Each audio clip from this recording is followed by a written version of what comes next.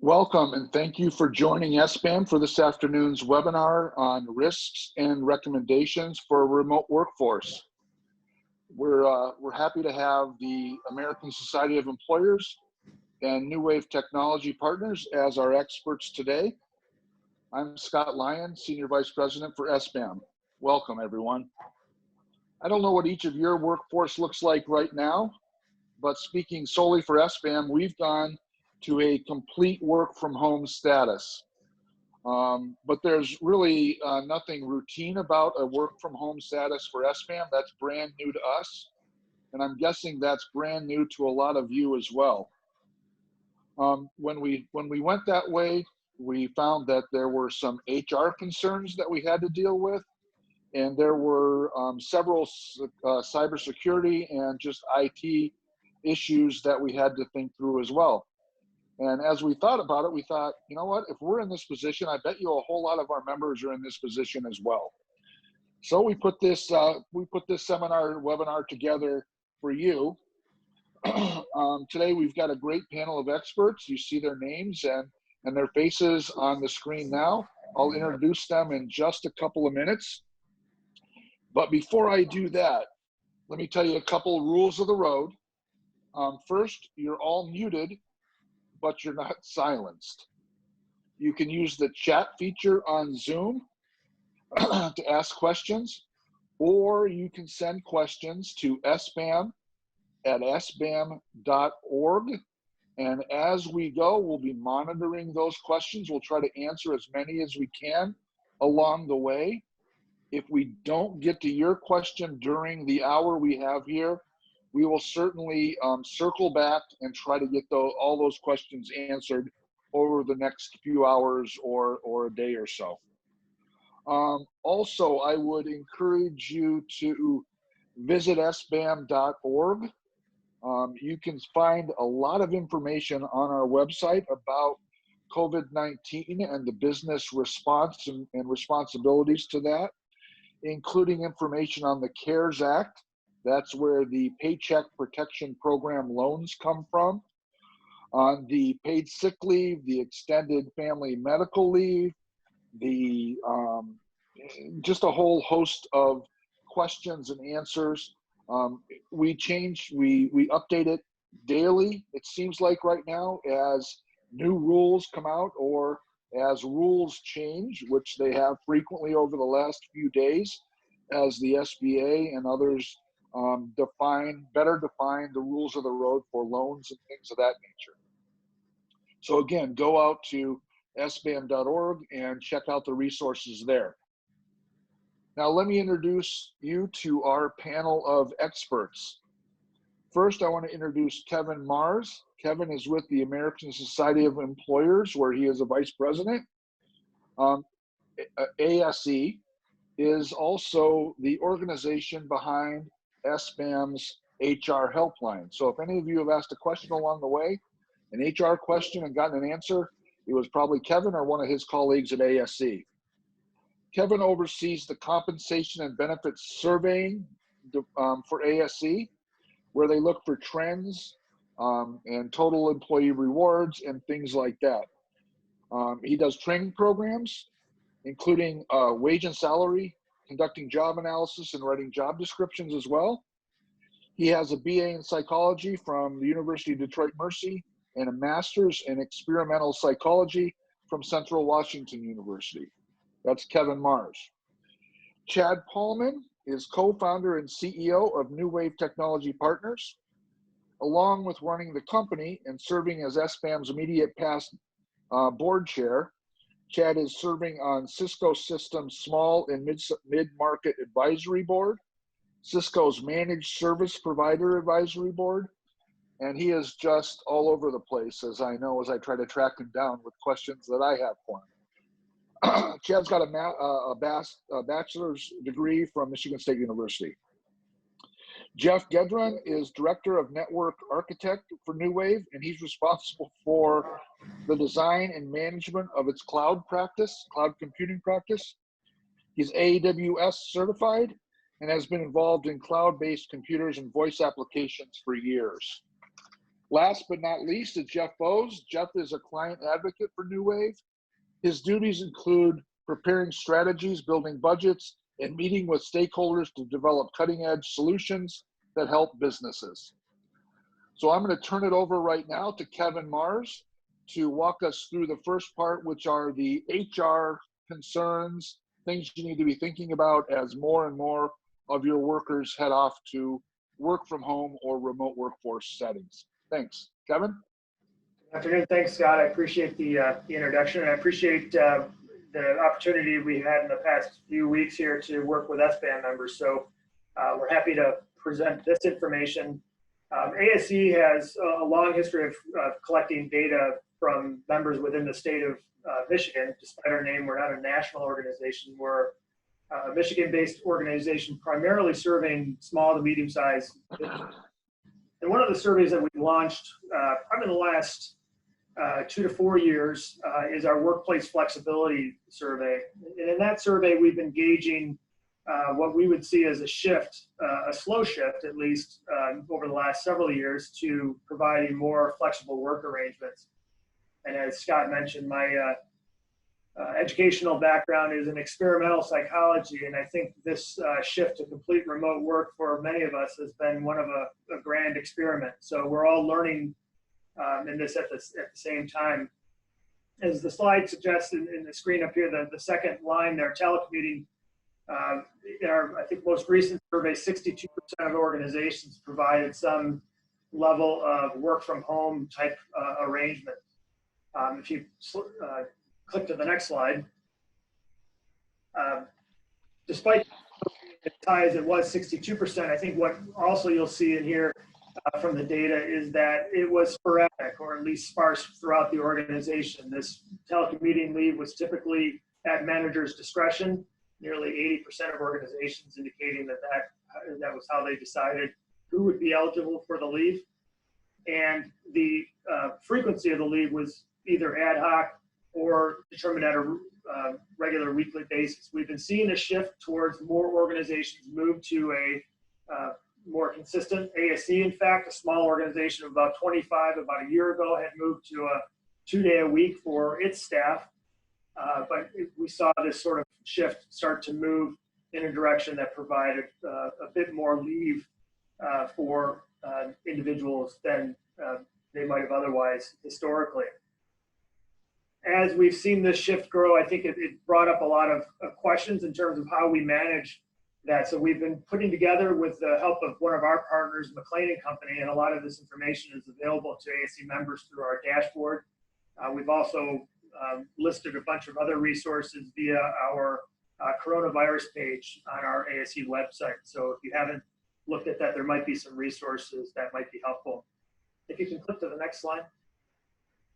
So really where we find ourselves right now is really an emergency work from home arrangement, where you have a large number of individuals working from home, where there was little, if any, opportunity for the organization to plan. And what I'd like to do in the next few minutes here before we turn it over to folks at New Wave is look at some of the areas that we're suggesting our members and folks that we work with through some of our partnerships focus on as they go through this grand experiment. So really 3 primary areas. There's some practical considerations for an unplanned work from home arrangement, I guess, or obviously when the stay-at-home order was issued, most of us scrambled to shift work where we could to remote scenarios. We've heard from a lot of our members through some of the roundtables. You know, that meant a lot of things in terms of getting people that didn't have computers and things of that. So we'll talk on that a little bit briefly. The requirements for leaders of people, most of the challenges I think we've had or witnessed in the past were managers' reluctance to manage remote employees, either feeling the work wasn't appropriate for a work from home arrangement. And now we're really in a position where we're forced to allow employees to work from home and trying to make the best of that. So we've got some tips and recommendations there. And lastly, for those of you that find yourself working from home, there's some recommendations that we'll present for you. So if you can click to the next slide. So normally when folks, organizations are planning a remote work environment, be it 1 day or 2 days prior to the pandemic, we looked at several things, or would look or recommend folks look at several things. That being the current gaps from the desired state to where the current state is. And right now, obviously, folks have made the shift in many cases, whether they were prepared or not. So obviously, one of the first and foremost is, do they have the equipment necessary to perform the work at home? And that is either laptops or some access to a virtual desktop. And New Wave obviously will cover a lot more of the technology details later on in the presentation. We've seen a huge growth, and thankfully to some of the organizations like Zoom and some others that have made their collaboration tools a bit more widely available.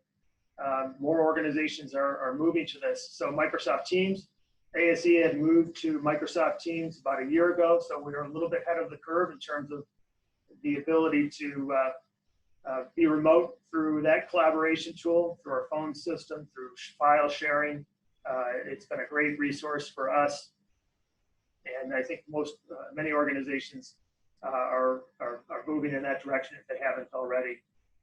The other thing that was challenging and probably took a little bit more time for some organizations versus others is office equipment. What office equipment can I take from home or take from the office to bring to home in normal circumstances?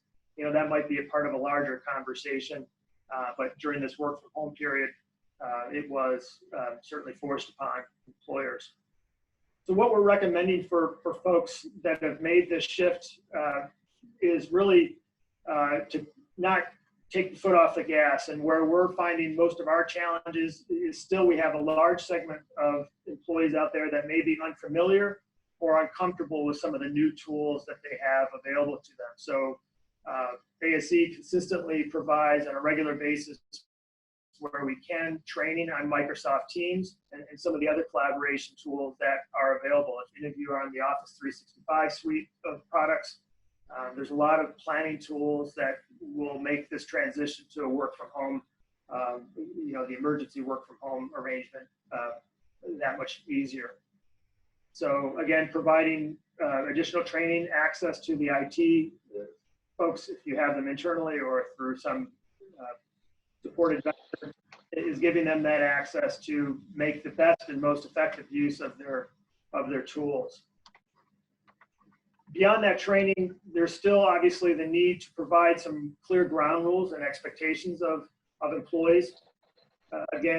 Normally we would say in a work from home arrangement, you have a very well-defined policy on working from home or telecommuting. Again, most of us, whether we had that policy in place or not, we'd have to revisit that policy. Again, setting the expectations. Certainly our recommendation is using video cameras while on calls, and still trying to the best extent possible, make sure that the call is free of distractions. That's meaning uncluttered backgrounds, adhering to some dress codes.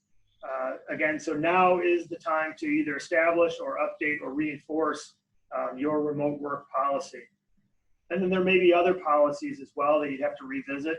Certainly the child care issue is going to be problematic for working parents whose schools may be closed. So there may be areas there where you need to look at as you revisit your policies. So these are some of the practical considerations. For leaders, first and foremost, we need to make sure that our managers and supervisors are modeling the desired behaviors. So again, now is the time for leaders to be leaders. That may be challenging when we're working remote, so we have to find ways that we're modeling desired behaviors. That means enforcing managers who might not be, or who might be reluctant to use their cameras. Things as simple as that, again, go a long way in reinforcing the desired behaviors. Again, when we heard from managers in terms of what their biggest reluctance was to providing work from home opportunities before the pandemic, it was really making sure that they could understand what work was getting done and how they were managing that work from home arrangement. So now moving forward to the pandemic where everybody's sort of forced into this situation, is really identifying what needs to get done and working and defining from your direct reports the tasks and projects that need to be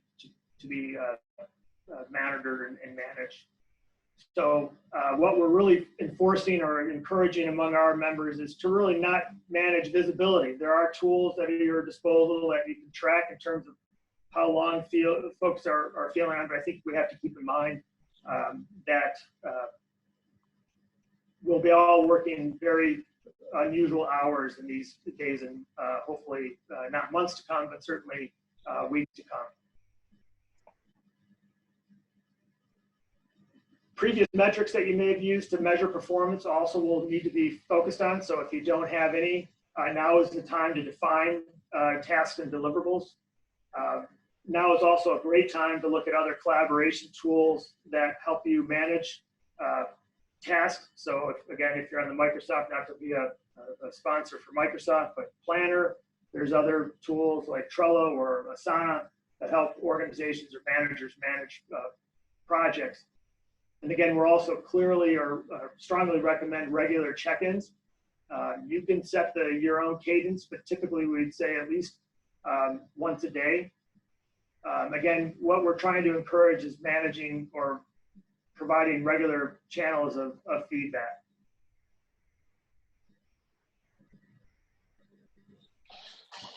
In terms of teamwork, again, we're having, needing at this point in time, open dialogue with remote workers to collectively brainstorm ways of carrying out work while working remotely. ASC, for example, has put together a skill matrix of all the employees in the organization. Granted, we're a small organization of 25 people, but again, there might be certain areas of the organization that are less utilized now than they might have been 3 or 4 or 5 weeks ago.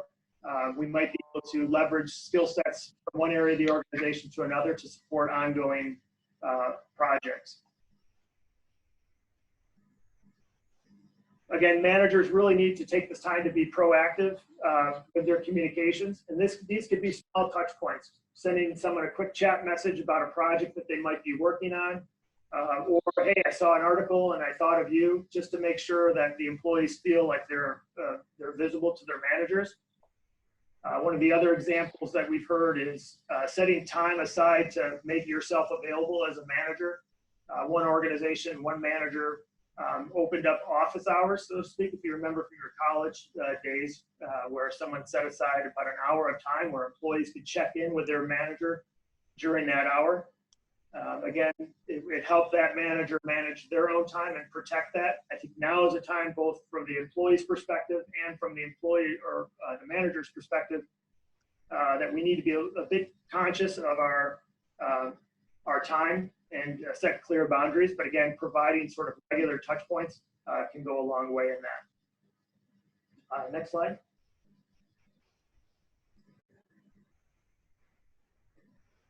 The same things will be similar for employees. Employees need to be better managers of their own times. Again, so now is really the time for project management skills and task management skills to come to the forefront. So the one question that employees need to be asking is, what do I need to do today to carry out my work? Again, for organizations where this might be an unusual circumstance, again, you might need to educate your manager or supervisor on ways that you can perform your work while at home. It might be different than the way you've conducted it in the past, but certainly your manager may or may not be aware of some of the ways that work is getting performed.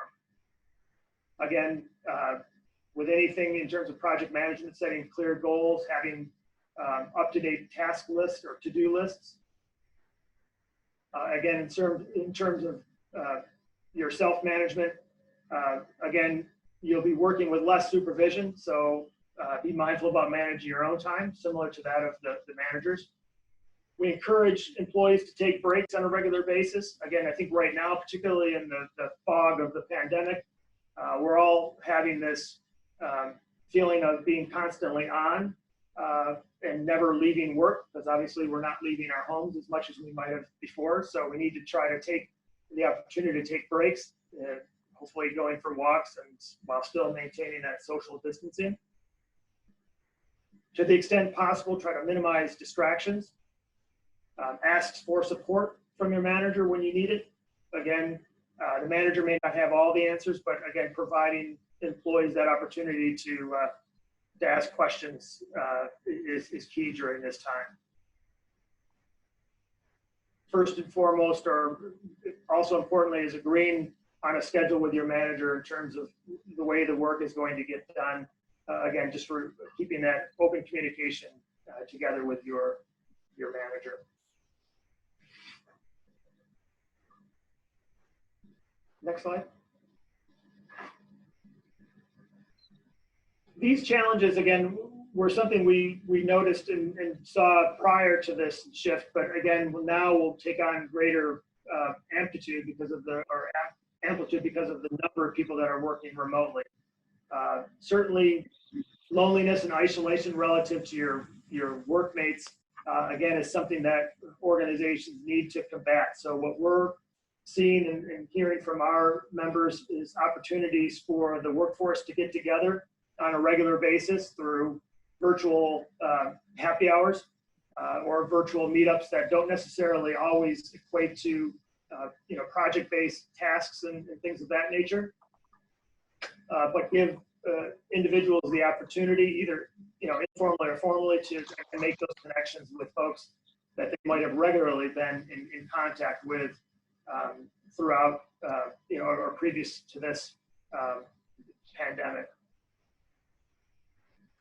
The cultural complexity is another area that, again, could get lost through this work from home arrangement, depending on how long it lasts, certainly.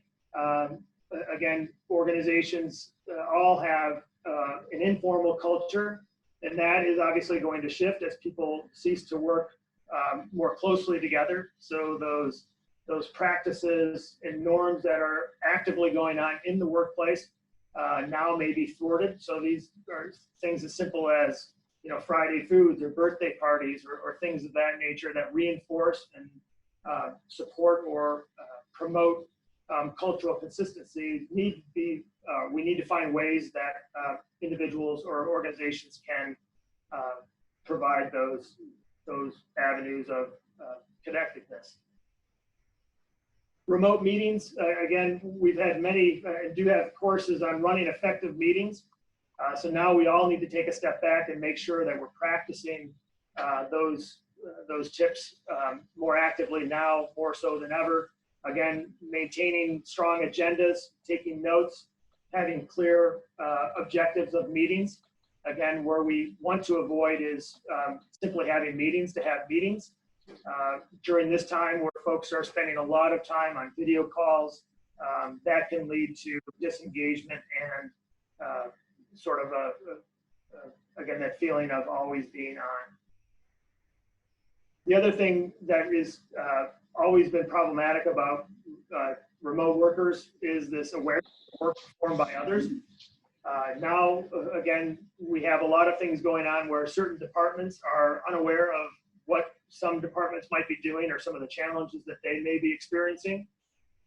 So, for example, our communications department here at ASC has been working overdrive on getting out communications to managers or our members.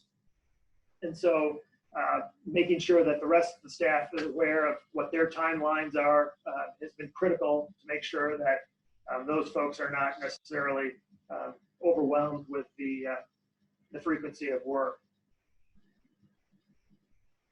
The other challenge for work at home arrangements or remote work, full remote work, is you may not see the warning signs of a disengaged employee as more readily as you would have if they were physically in the office. Again, this is where we would strongly recommend managers doing those regular check-ins with employees on an individual basis to just simply ask the question, how are you doing? What support do you need from me? What are some of the challenges that you're having through remote work during this time? Again, we're all focused on the future and the financial challenges that we'll have. So in many cases, that might be more challenging. We're also recommending that folks look at identifying when we're managing performance during this time is looking at these 5 core competencies. Relationship building. Now we need folks that are urgently trying to build relationships throughout the organization. Folks that are focused on teamwork and collaboration, and they're good at working as a team. Certainly now more so than ever, looking at problem solving and decision making as a core competency, and then managing through change and uncertainty and communication. So we have some resources that will help folks sort of measure these competencies, but these are those that we think now employers really need to be focused on when they're managing or evaluating supervisors, managers, and employees in terms of how they're managing through this crisis. And last line. Again, keep in mind, during this pandemic, your employees, or at least most of them, are not working from home. They're at home during a crisis trying to work. So the previous measures of success or performance are not going to be the ones that you might have employed, 2 months ago or 3 months ago. So we have to take that into account. Again, this too shall pass, and I think employers will be remembered based on how they handled this from an employee relations perspective as this pandemic resolves itself, hopefully in the near future. Thank you, Kevin. There's a lot of good insight there that we need to take home with us and think about. I thought that very first piece on the last slide there, that they're not working from home, they're forced to work from home during a pandemic, trying to work, or however that went, was right on point. This is all forced on us at this moment in time. But a lot of what we see today, I think it's going to be with us for a little while. I think there's a lot of employers that were reluctant to consider work from home, that now that it's forced upon us, see it in a slightly different light. Done correctly, I think that we can count on a lot more folks working remotely in the future, as opposed to 6 weeks ago or whenever this whole thing sort of kicked off. Let me transition now to Chad Paalman from New Wave Technology Partners. And he's going to start off by obviously what they're hearing from small business owners, but also their advice for a remote workforce when it comes to just the technology needed, but also the cybersecurity and all of that. We can't let our guard down on cybersecurity because the criminals have not let their guard down. Chad? Yeah, thank you, Scott, and thank you, Kevin. Great presentation. First of all, good afternoon, and thank you to everyone who's taking time out of their day to join this webinar. If you're not familiar with managed IT services, at New Wave, we exist in really two capacities: to either be the IT department, typically for organizations that are smaller, usually somewhere around 50 employees or less. That's not hard and fast. And then larger organizations, we augment an internal IT person in our department. So it's interesting, as a fellow small business owner here in Michigan, I'm seeing firsthand the challenges of moving an entire workforce from home and the challenges that presents. We have multiple offices in Michigan, and with the Stay Home, Stay Safe Act, we were also, our reality was we moved most all of our employees home. Prior to all of this, we had about a third of our employees already working from home, but this it's an interesting scenario where my business is going through all of the very same challenges that we're helping our clients resolve. At the same time, we're resolving them for ourselves. Of course, we have the fortune of having all the technology at our fingertips, and I guess the good part of that, it allows us to cut through what works and what doesn't work and give our clients real-time advice. So Kevin did a great job covering HR issues, and my team is going to take the next few minutes covering technology-related challenges for a work-at-home team. We work with hundreds of customers throughout Michigan, and for all of our clients that have asked, we've been able to get them set up to work from home. The number one question that we've been asked, as you might imagine, is how do I get access set up? And how do I get access to company data, my files, my line of business applications, for manufacturing, if they still need to get access to their ERP systems or CRM systems or any of the line of business applications for legal, for CPAs, all of those systems that if they weren't set up with remote access, we're helping our clients get access to those systems. But we're also being asked, how do I continue to sell my products and services? How do I communicate with my employees and run my business with everybody working from home? So what we want to focus on today is, as Scott said, share with you the risk of working from home and also your role in protecting your company's data. I have a quick story to share that the timing couldn't have been worse. It's from about 2 weeks ago, right when all of us are getting in the middle of getting acclimated to being set up to work from home.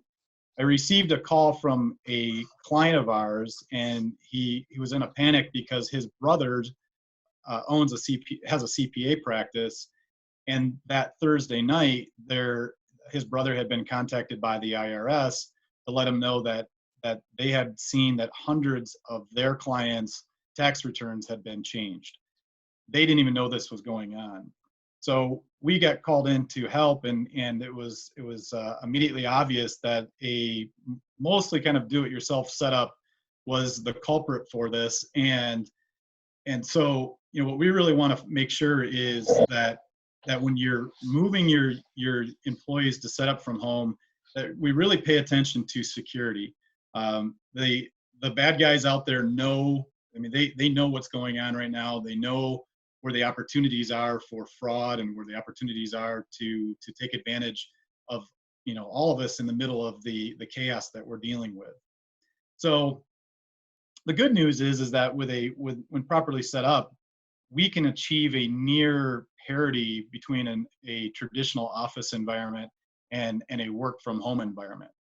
And with that, I'll turn it over to my colleague Jeff Bowes, who's going to jump into really more detail on what we're talking about around security.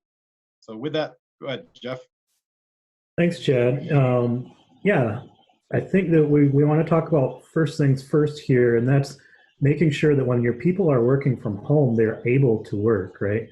We want to be able to make sure that everyone can connect to what they want to connect to or what they need to connect to achieve that kind of viability of having people working from home.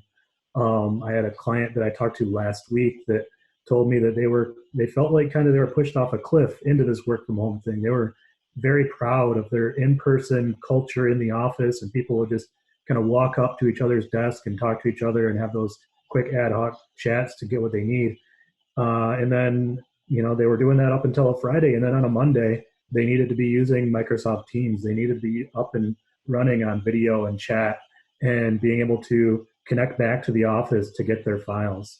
And that's not the case for everybody. I spoke with another client they're an essential business, they're a manufacturer, and they still have to send people in because they were still largely working from paper. And this is opening their eyes to digitizing their business. Once people can finally get connected and get working from home, really the next thing is to make sure that they're working securely from home. We want to make sure that your business intellectual property is your business's intellectual property, whether that's designs or customer or client information, credit card information, just your secret sauce. You need to make sure that you can still make money off that. And we want to make sure that your employees are thinking of security over ease of use, and they're not taking shortcuts during this time to make things easier on themselves, but also compromising the business's security. You could go to the next slide.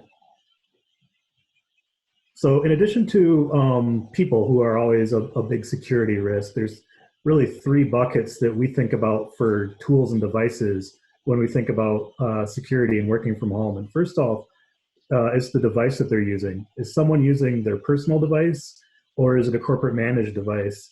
If they're using a personal device, who else has access to that device? What's on it? Is it running the latest version of Windows or Mac OS or whatever operating system? Is there a firewall? Is it fully patched? Are they running antivirus or anti-malware software? Are their children logging into that device and installing applications or doing whatever? Somebody else that shouldn't have access to a device that also has access to corporate information. The next is the network. Is that, are they using Wi-Fi? Is there a password protect on that Wi-Fi? Is it network itself managed by someone who's a professional in that, or is it managed by your kid made a change because they needed more bandwidth for their PlayStation? Who else is on that network, and what other devices are on that network? Personally, I'm an IT professional. I manage my network. My brother is not an IT professional. His 11-year-old son manages his network. And luckily, my brother doesn't work from home because he's a doctor and he's still going into work. But that's, well, maybe not luckily in this day and age, but luckily for his corporate information, that his 11-year-old isn't the manager of that at home. And the third one is really the network that you're connecting to. How are you connecting to that network? Are you using something like LogMeIn, which may or may not be controlled by your corporation? Are you using a remote desktop gateway? Are you using a VPN? If you're VPNing, where does that VPN terminate? Does it terminate directly onto the corporate network, which a lot of them do? And or is it terminate into a segregated network or a DMZ? If it terminates directly onto the corporate network and you're VPNing from a personal device, then you're putting that personal device directly onto your corporate network. And if you're not managing that device, you don't know what's on there. And that's a huge risk. And are you using encrypted or SSL connected connections to get to your shared cloud storage? Is your shared cloud storage, again, is that something managed by the corporation or not? Are employees just putting stuff in Dropbox to make their lives easier, and you may not know about that?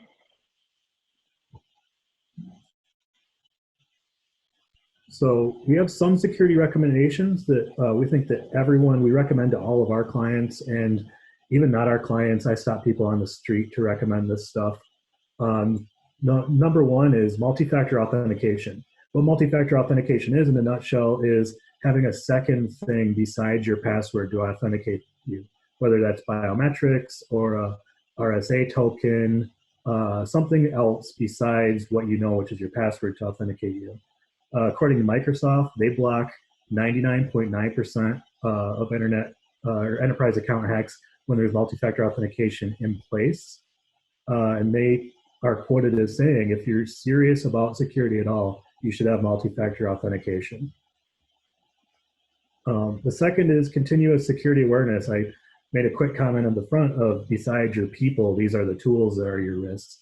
But people are a big security risk as well. Not a lot of people are trained to be able to identify security risks, meaning if they get an email with an attachment and that email looks like it comes from someone who's trusted, they might click on that attachment and then allow a remote actor into their computer, or they may download software from the internet that they think is trusted, which is really not. We included in the slide deck a link to a video that kind of shows how easy that is to spoof someone's email address or spoof someone's way of typing, and maybe send out an email that looks like it comes from your CEO, and they're asking you to install a program, or maybe buy some gift cards and send them the numbers from the gift cards, or even worse, wire transfer money, which you can't get back at that point. So training all of your employees, including owners and executives. I could tell you countless stories of an owner or an executive who was the person who installed or clicked on the attachment or installed the thing that then compromised credit card numbers or client bank accounts or things of that nature. Use a password keeper.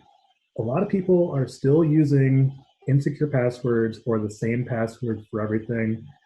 We want to make sure that your passwords are different everywhere, and that's tough to remember. So using password keeper software like 1Password or LastPass can really help give you a leg up and allow you to have different passwords for every account that you have, and then one password to remember to log into your password keeper. There's even corporate solutions for password keepers where you could store, the company has more control over company shared passwords, and you can delegate access to those passwords. So if you have an accounting group, they are in a bucket where they have access to the accounting passwords, but they may not have passwords to the purchasing sites like your Amazon or your vendor accounts. Those are in a different bucket with different security, and it all rolls up to the company. So if an employee leaves, you remove their access, but the company still has those passwords. And mobile device management. There is still intellectual property on your employees' cell phones if they're receiving corporate email from, through their email application on their phone, which a lot of people are these days. If that phone gets lost or stolen, or that employee voluntarily or involuntarily separates from the company, there's still company email cached on that device. We want to make sure that we know where that email is or where that intellectual property is, and that we can pull that back if necessary, if that device is separated from the company. And it allows you to also force encryption on that device and force things like if you want to get your email on your personal device, on your cell phone, you have to have a passcode on your cell phone so people can't just walk up to it and start thumbing through your email. You go to the next slide. Thank you. Additional security suggestions, if you're able to, separate your personal and corporate devices if you're working from home. Sometimes that's as simple as setting up a second wireless network. Sometimes it requires more hardware to do, but it allows you to have a corporate device and then a network for your TV, your kids' PlayStation, or your own Xbox, or refrigerator, thermostat, all these devices that are connected. Just separating all of those and all of that security from your corporate security. Use a DNS filter. OpenDNS.com has great instructions on how to filter DNS. This allows you to quickly and easily and for free filter your networks from your home network from malicious websites. The DNS lookup will go out to OpenDNS.com. When you type in a web address like google.com, it translates that into an IP. A DNS server translates that into where google.com is. And if it looks and sees that that's a malicious website, it can help block you from that and keep you more secure. Lock your computer screen. Make sure that when you walk away from your computer, you have to enter a password or key code to get into it, even when you're at home. You don't want to walk away from a computer and have somebody else walk up to it and think, hey, computer, I'm just going to check my email. Or, hey, computer, you should really install this cool app that I like that actually steals your bank accounts numbers. On a Windows computer, it's just as simple as hitting Windows key L before you walk away. That'll lock your screen. Be absolutely sure what the security of the network you're connecting to. Make sure you trust it. And turn off options to automatically reconnect to networks. A lot of networks are called public, and you might compromise your security one day and join a public network. You don't want to join every network called public that's open. You want to make sure that that network that you're connecting to is trusted. Our recommendations are always never connect to a public network without a password. Hotel networks, especially, tether your internet or tether to your cell phone if you have that added to your mobile plan, as opposed to joining an open Wi-Fi network. It's going to be more secure. You won't be on the same open wireless network as all of the strangers that are sitting next to you at Big B Coffee or at your favorite coffee shop. Back up your data and make sure you know your data is being backed up. For our clients who we've created VPN solutions for to get back to their file servers, we're backing up that data. For our clients that have their data in Office 365, for example, we're also backing up that data. Office 365 and Google and those types of places, their servers are redundant. So if they have a server failure, your information's replicated, but they're not backing anything up. So if something gets accidentally deleted or otherwise corrupted, you need to have a backup of that data. And Microsoft's not backing that up for you by default. And yeah, like I talked about in the beginning, make sure you're using a company-owned and managed device whenever you can. We want to make sure that if we have people working from home, if we have the ability to do that, we should be providing them laptops or mobile devices to do that. But then the company's IT staff is managing to make sure it's up to date with antivirus, software patches for Microsoft or Apple or third parties like Adobe or Firefox or Chrome, just making sure that all the latest security updates are installed on those so you can be sure that your corporate information is secure when people are working from those devices.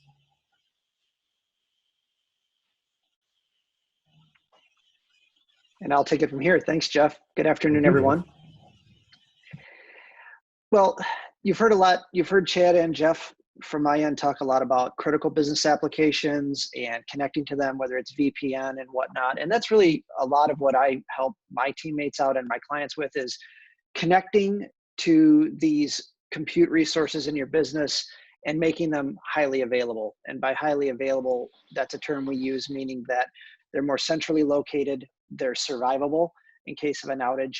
And a lot of ways that that's accomplished is by moving these applications, some or all of your environment, into the cloud. Certainly, there's most of you that are in this webinar, you're already in the cloud with some of your applications, but could be if you're working from remote today, you're still having to access some things that are at the home office because they're an on-premise type application. Some of the things to consider when they're doing that is that we may be able to, by moving those applications into the cloud, we could improve remote access, and also, perhaps even more importantly, improve the user experience, meaning improve their productivity, improve the experience. It's not slow, that access is not slow. One of the quick stories I can tell to share with you all has to do with perhaps what your current internet bandwidth is like. I have a client that I've been working with to where they've known for quite some time that their internet bandwidth at their site was probably needing an upgrade, both in speed and in type of connection. And then now that their employees are forced to work from home, suddenly their entire business model shifts from a connectivity standpoint. And now they're trying to all VPN into their on-site servers, their on-site compute. And in this case, that internet bandwidth becomes a choke point. And so an interesting development here is that it may be actually easier to move the environment into the cloud rather than wait, especially with COVID-19. I mean to say, instead of waiting for the internet bandwidth to either be expanded or changed, that's still an in-depth process. Maybe moving those applications into the cloud it definitely would improve their access and their speed. There's also another thing to consider, is that since the servers today for some of these applications are on your site, physical access today during the pandemic, that access on site may be limited or delayed in the event of an issue, meaning that if the servers were to go down, there would be on-site work that would need to be done. Certainly we can get out there and help folks. Your IT person could get to the office and remedy that situation, but they'd have to travel in. There could be access issues depending on what building you're in and that sort of thing. So it's another thing to keep in mind. And so by moving those resources into the cloud itself, gets them out of your building. And usually what we find when we have cloud-based resources is their availability to your employees is improved and uptime is improved, meaning because they can live in several parts of the cloud and be survivable should there be an outage. The good news with cloud compute too is that, especially in the light of the pandemic crisis we find ourselves in, these cloud compute, what we call instances, this would mean your actual environment, they can be made available relatively quickly. We're talking about days, not weeks. And the interesting thing, especially with the idea of it becoming a possible solution for your company, is that cloud computing today can expand and it can contract as needed as the situation develops with the pandemic or your work loads change. But the interesting thing too is many of those are month to month, meaning that if it's decided to do this as a temporary measure, you could contract it completely and go back on site should you choose to do that. So cloud computing today could be actually a very viable option for you right now if you're running into some of the scenarios we put across where you do not have sufficient bandwidth to support this many VPN workers right now and things like that. Next slide, please. The voice is another thing that my department focuses on. And this is a big deal. I mean, even though we live in an internet age, an email age, chat, all these sorts of collaboration tools, there's still an incredible amount of client interaction that happens on voice. Right now, we could have a phone system sitting at your building right now that's not being used. and we're trying to find ways to get calls to your employees so that your clients can still be contacted. I'm dealing with a lot of that right now for clients and customers. And so it usually follows the same path, which I'd want to share with you. Basically, we want to look at what capabilities you have today, because chances are there's capabilities you didn't realize you had. And sometimes we run into a really good news scenario. The first one is a lot of people that are on this webinar may already have a hosted or cloud-based phone system today. That's something that's been around since 2005. We have a lot of small businesses that have moved to that scenario. You may not realize that you already have almost everything you need within that phone system to effectively work from home.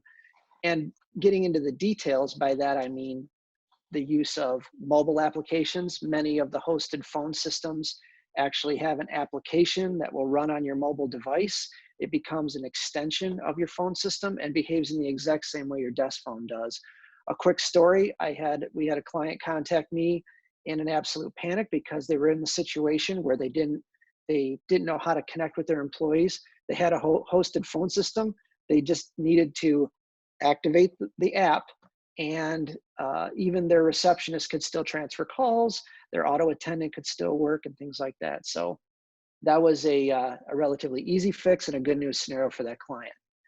Another way to do that also, if you don't wish to use your cell phone, is to do practically what I'm doing today right now through this webinar, using my iPad or my laptop as a soft phone with headset.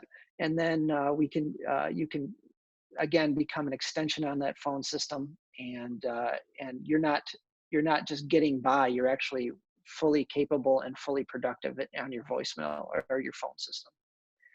A big one that has come about here, you see the idea of virtual auto attendant. This could be used in a variety of different ways. So virtual auto attendant is actually a really neat idea. Many of the hosted phone system providers out there do provide a virtual auto attendant. This is something that could be stood up rather quickly. Say if your receptionist isn't able to field calls effectively, we could quickly stand up this auto attendant and say, press 1 for sales, press 2, and then we could then be sending out these calls to those mobile phones, those remote workers. And so when the client's calling in, they really don't realize they're connecting to cell phones. They don't have to realize they're connecting to people at home. All they know is their issues are getting resolved in whatever way, shape, or form that comes about. And then for those folks on this webinar that have a traditional PBX, and many of those are still around, traditional physical phone systems, there's still some strategies that we can get into once we get a better idea of the current state. We could take a look at your current phone system carrier, your current carrier for dial tone. Many times they have disaster recovery options that they've already built out that maybe you're not taking advantage of today that would help calls get to these remote workers. And basically we just want to we could do a quick study of what are the capabilities in order to redirect the calls. Is it as simple as call forwarding to someone, or even better, going back to the term we heard before, the virtual auto attendant, which is something that even though you don't have a hosted phone system, a lot of times what we're finding with our dial tone providers out there, they also offer that virtual auto attendant. So that's something we could stand up, and that would answer the call before your physical phone system would, and then redirect calls that way. And so those are just some of the strategies we've been seeing basically when we've been helping with folks with their disaster recovery, but certainly during this pandemic, these are some of the things we've been active on. And I did see one question come through from Bobby. Bobby, you had asked about the cost of cloud computing. A lot of that depends on the size of what you're looking for. So certainly depending on how much storage you need and how much actual compute you need, it's a conversation you can get into to where we just need to explore what your needs are, and then we can right size that. Next slide, please. All right. So we are at the end of the formal presentation. I would throw it open for questions. Again, use that chat feature if there are questions that are out there, or if you think of the question just after we end here in a couple seconds, use sbam@sbam.org. We'll give you a minute to do that, but while you're thinking of questions, if there are any out there, I'd like to say thank you to our panelists. Thank you to Kevin, Chad, Jeff, and Jeff for the presentation. We will load this up on the SBAM website as soon as absolutely possible.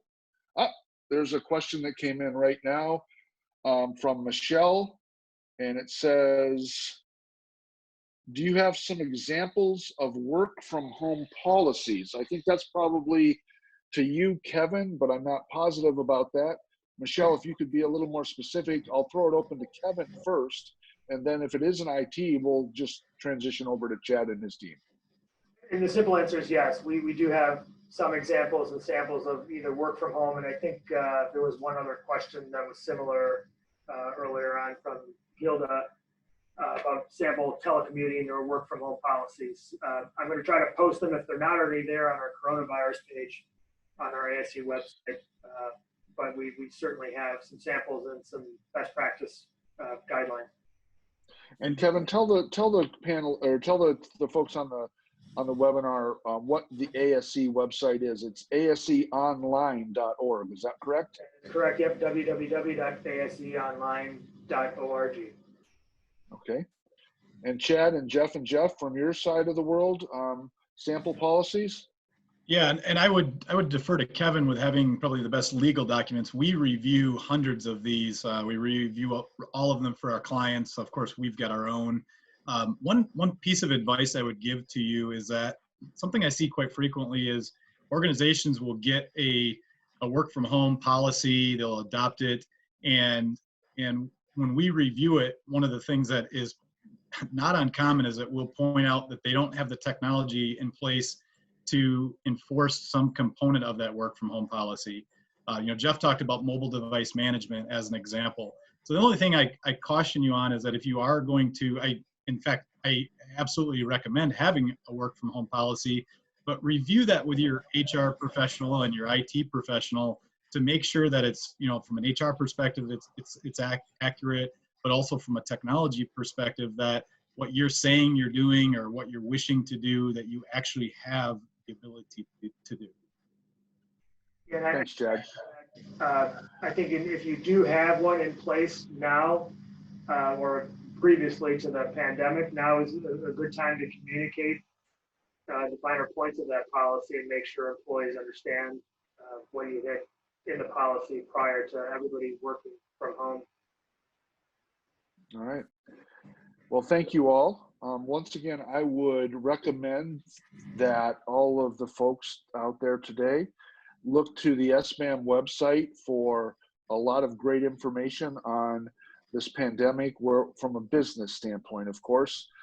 We have trained all 27 of our SBAM staff members to work only on helping our members through this time. We have redirected our entire staff to be a resource for our members and the small business community. So I would recommend that if you have questions, you let us know through sbam@sbam.org, or give us a phone call. We are obviously monitoring our phones, and we'll be happy to help in any way, shape, or form that we can. Again, thank you for joining us. This it was recorded, and it will be up on our website as soon as we can. I would also direct you to 3 o'clock every day at 3 o'clock. Rob Fowler, our CEO, and Brian Callie, our president, do a daily briefing.